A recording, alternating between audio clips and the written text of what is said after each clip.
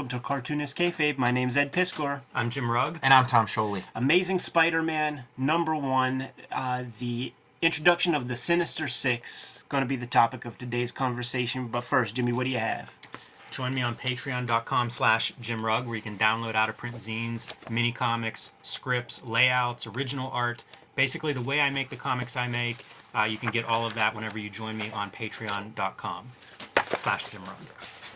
Hey, want to learn about the creation of Spider-Man? Read Jack Kirby, The Epic Life of the King of Comics. The whole story's in there. It's a long, complicated, convoluted road to this very comic we're reading.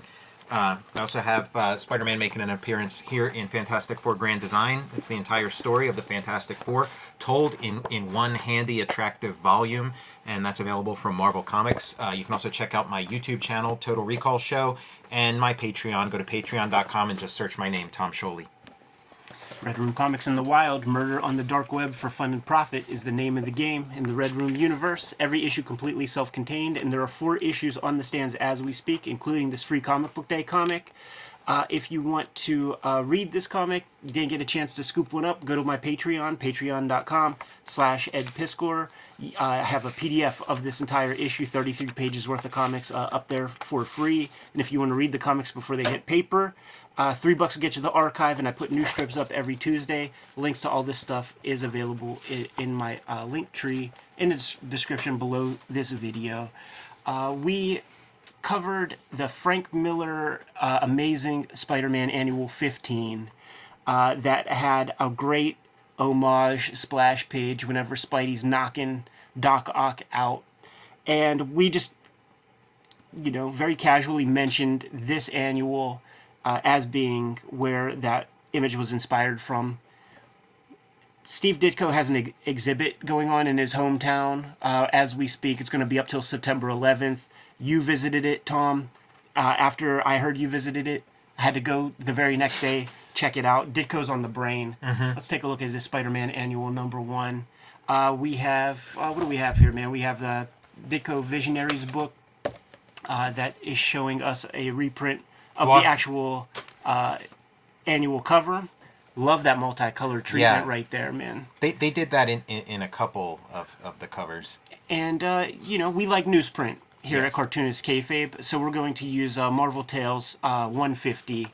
Because none of us own Spider-Man Annual #1, unfortunately. Yeah, listen, we're readers, man. We get reader copies. We're not going to be buying Silver Age joints. Yeah, the noteworthy thing with this collection is the stuff is recolored. I used to think that they would just use the old films, and sometimes the garish colors were a result of coated paper. Right. But somebody went to the trouble of recoloring it, and this is still the result of what you get.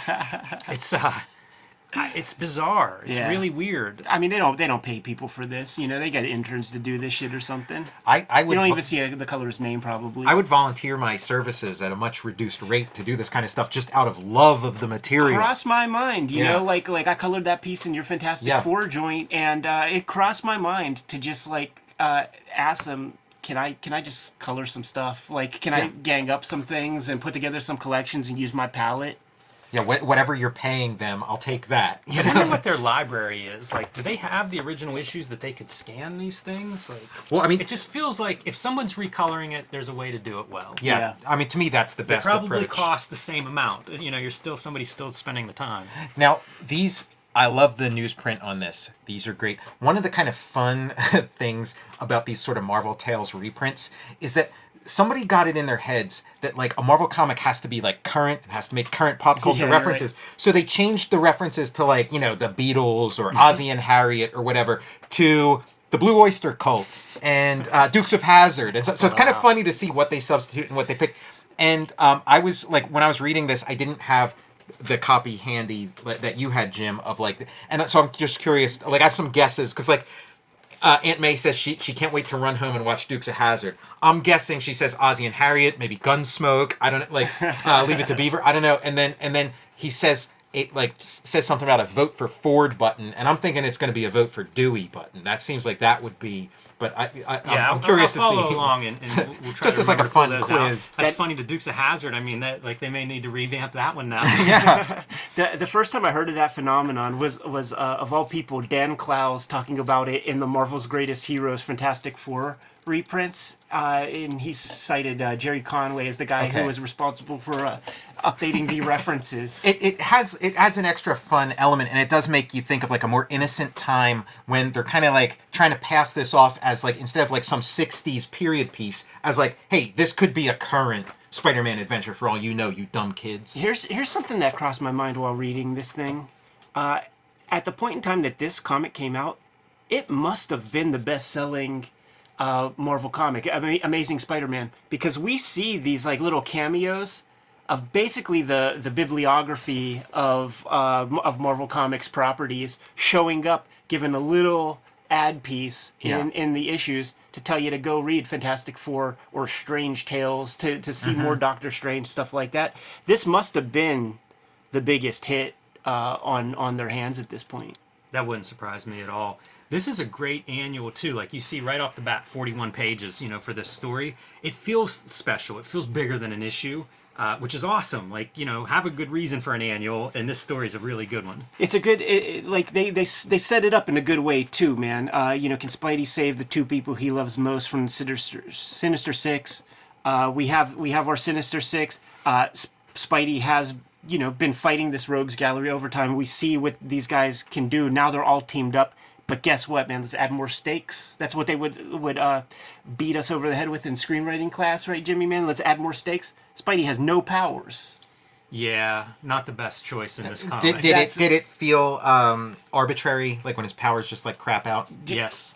And kick right back in with no thought. Right. Well, yeah. With it's okay to have coincidence get your character into trouble, but it's not okay to have coincidence get your character out of trouble. Yeah. Is the axiom.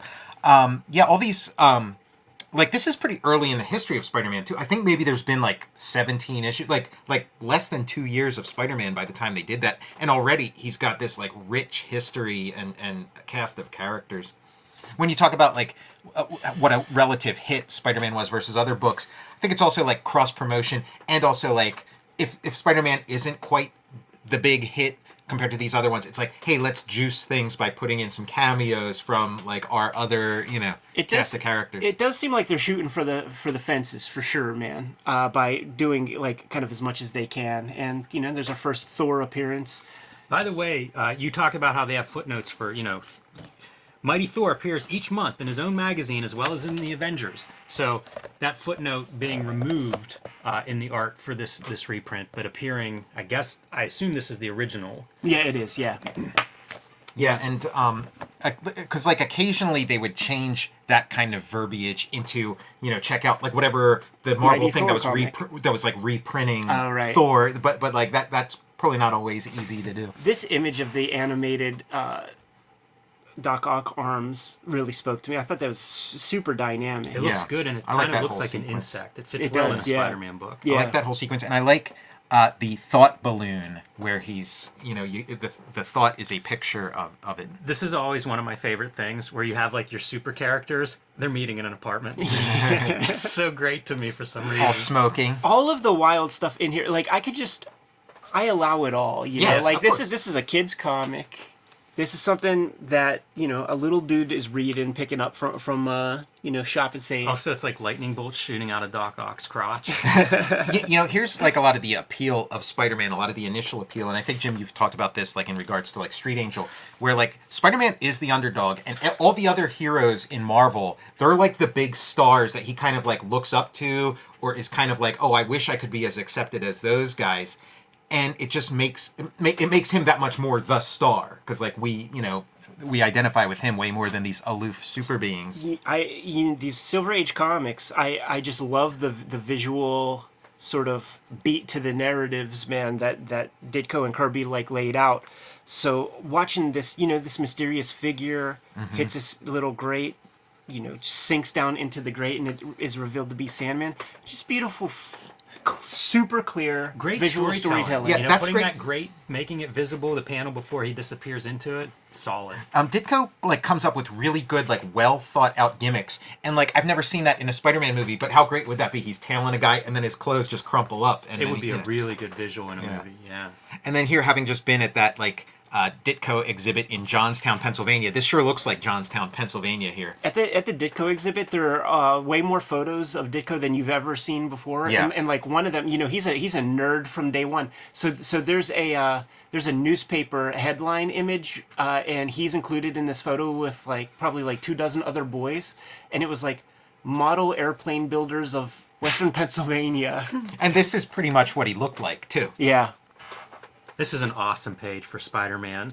Yeah. Doing just a variety of different body languages and stuff. I love panel 1 there where he's kind of dropping in upside down into that sewer, but just a really tour de force of Spider-Man acting.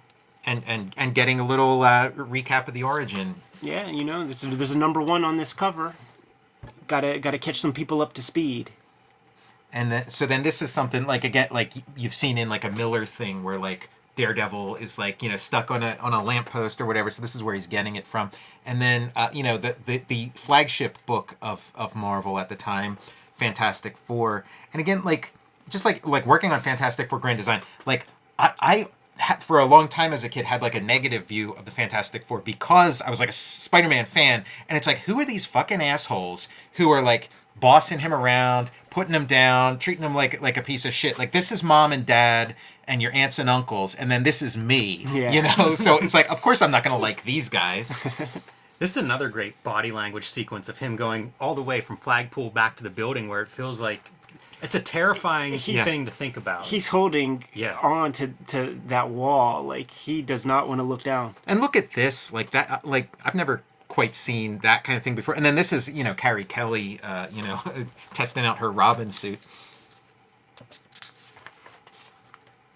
All right, man, our Sinister Six has And gotten together. they sort of have like a gimmick, plot wise doesn't really work. It's like they randomly draw these cards out of a hat, but then it's like the location, he says, is chosen for each one of them to like perfectly use their powers. So it's, which is it? Is it random or are these perfectly chosen? Little awkward dialogue there. Stan, you had one job. Oh no. It's funny, Dr. Octopus is like pounding the table, slapping it with one hand, and then like his arms are in there getting involved in the action. Like, what do you do with his arms here? This rogues gallery is so beautiful. Yeah, man. they are. Yeah. A lot of green. A lot of green. That's, A lot of secondary colors. yeah.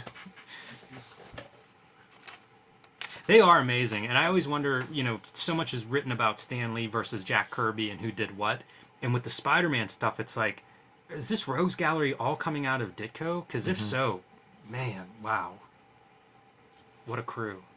This is a cool sequence because Betty Brant and Aunt May get kidnapped, and then you don't see the kidnapping. You see Jonah reacting to it, and his eyes kind of bugging out, like, you know, Really good panel of him. what's going. Yeah, And how daffy is freaking Aunt May, man. She definitely must wear Depends undergarments, man, because she is a bungling dummy. well, and this sets like a lot of stuff into motion that pays off later on in the series because she's kind of charmed by Dr. Octopus. She's got a quiver down there, man, like for this like four-eyed goofball. She hates Spider-Man, but something tells her that this Dr. Octopus guy is just super nice. He's giving her tea, and yeah, they get married eventually. Vulture should not work as a character, and I love him.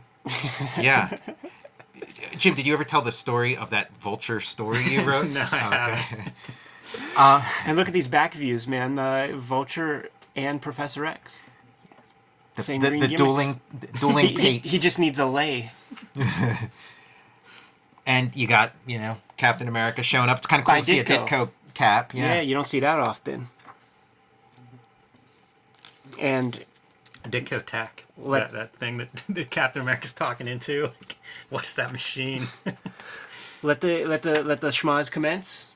You ready for Yeah. what do they call it in video? The endurance test, man. Fight until you die. And this image has like been pulled for all kinds of like licensing purposes. Yeah. You've seen that a million places, T-shirts and whatnot. And Electro is getting like a little extra juice because he's plugged into this It electrical looks thing. like he's getting a bunch. Yeah, a it bunch does. of extra juice. I love this sequence.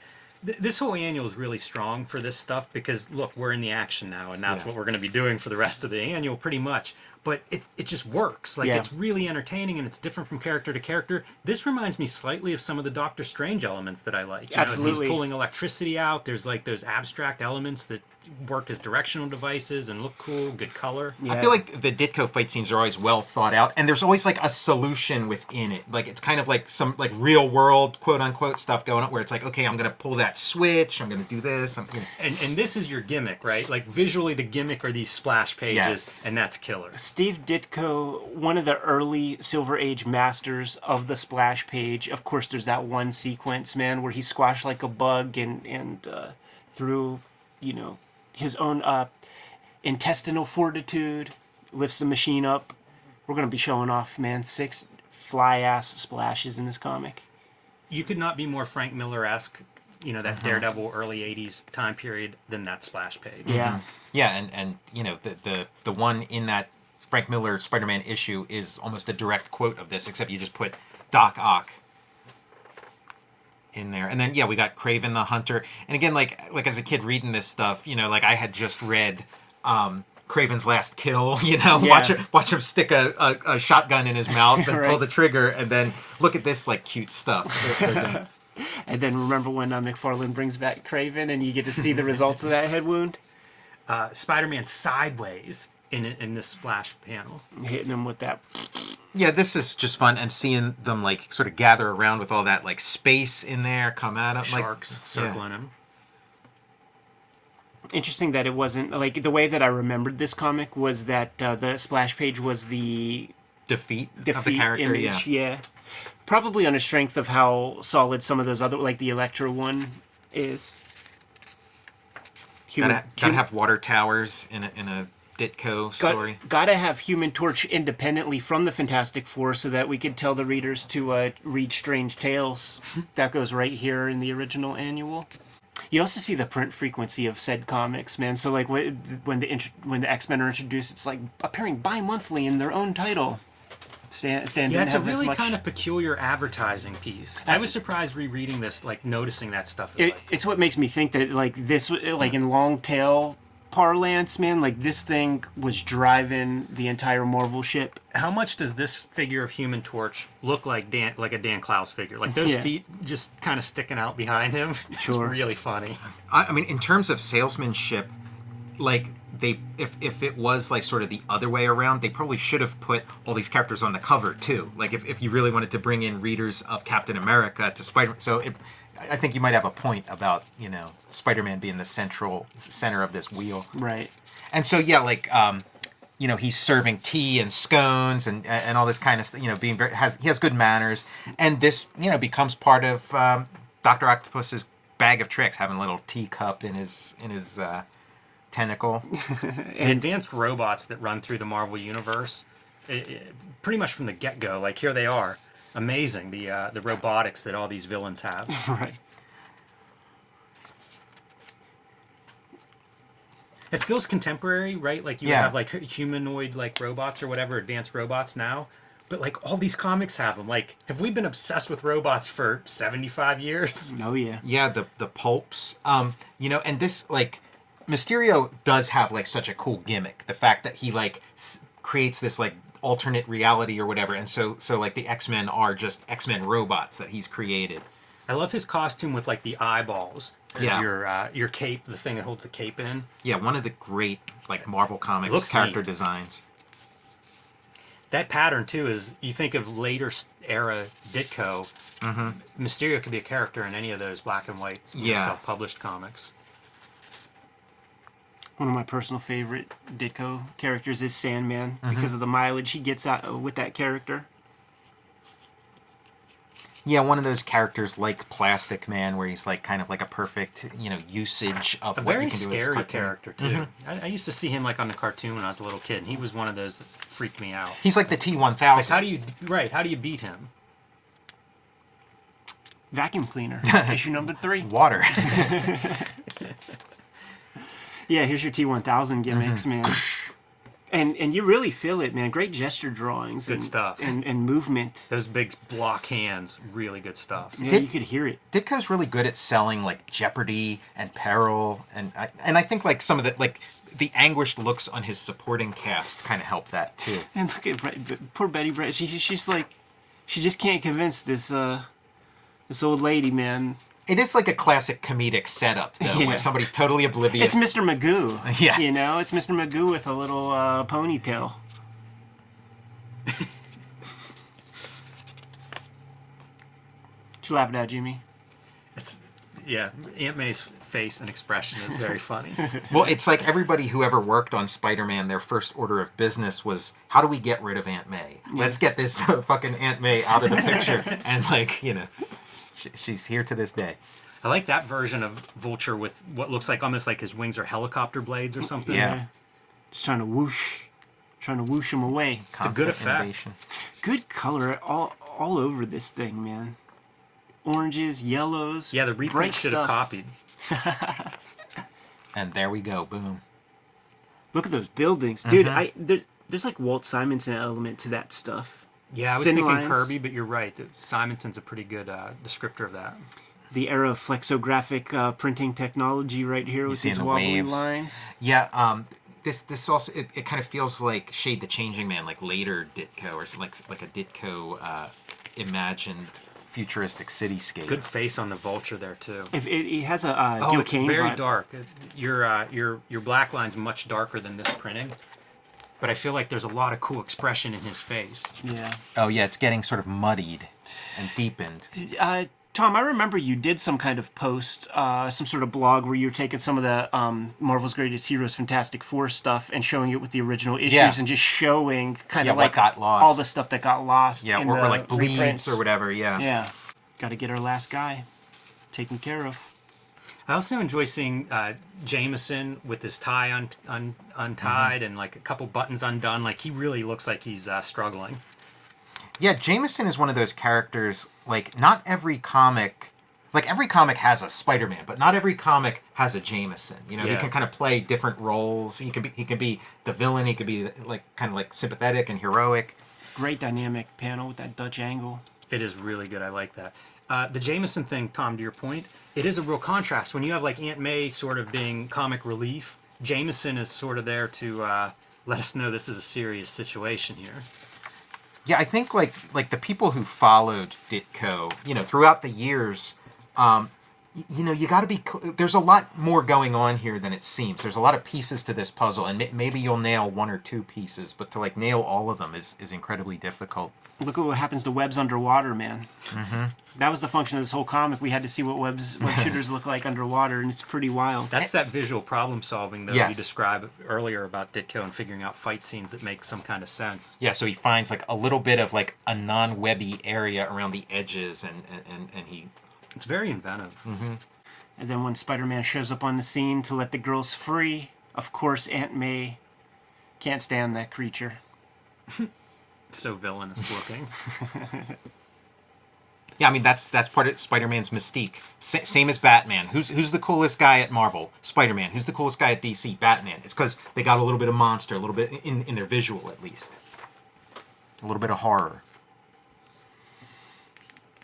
And so this answers my question because here she wants to get home to watch Dukes of Hazzard. My guess was she was coming home to watch Ozzy and Harriet, but what's the correct answer? Beverly Hillbillies. Beverly Hillbillies. So it's kind of like you're trying to figure out what's the modern Beverly Hillbillies in 1982 or whatever. Right. It's like Dukes of Hazzard. Yeah, Ozzy Harriet's, I think, a 50s thing, so it makes sense that... Well, yeah, I mean, but Ozzy and Harriet might have still been on the air. But yeah, it's just kind of like the podunk Southern Right. both shows have yeehaw Yeah. you know, And denim. The cops of Marvel New York City, man. I guess Rikers Island was full up because we're going to put all those same bad guys in the same jail cell. This makes me think of like Reservoir Dogs when he's like, and all of you will be sitting and wondering what went wrong, and you realize while we were pulling this caper, we were making fucking jokes.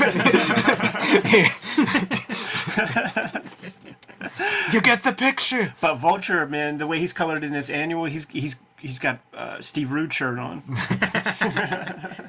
And what was the other one? It was like a vote for Ford pin. I'm just curious, like, I forget where it was. Who was saying these words? Spider-Man was bouncing away, saying something about like you're going to get a vote for Ford. So what was it in the Page original? 20. I'm thinking vote for Dewey. Vote for Dewey. Okay, yeah. Bada bing, man. I don't know if you can stitch this back in, but maybe we want to talk about this. Yeah, why not? Okay.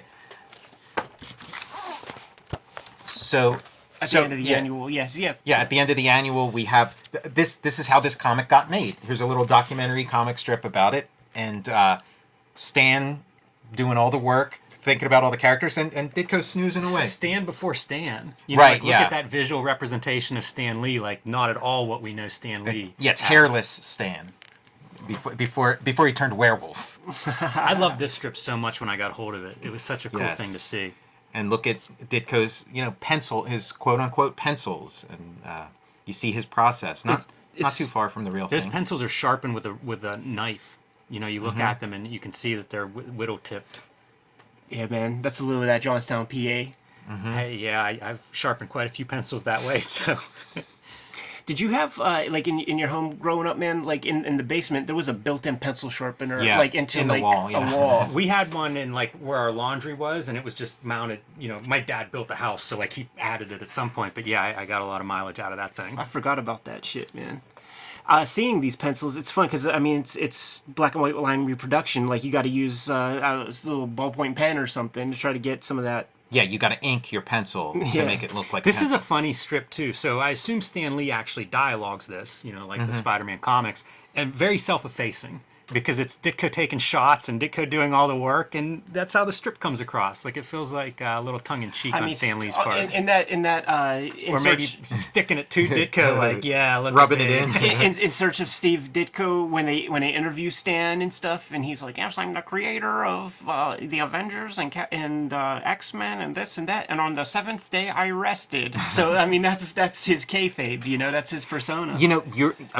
Your soul wants to tell the truth, and when you're lying, it is creating like an inner tension. So something like this where you can jokingly tell the truth, like this is how it comes out. It's funny, like a little Nemo in Slumberland moments of Stan waking up in the middle of the night with his vision, with his great idea.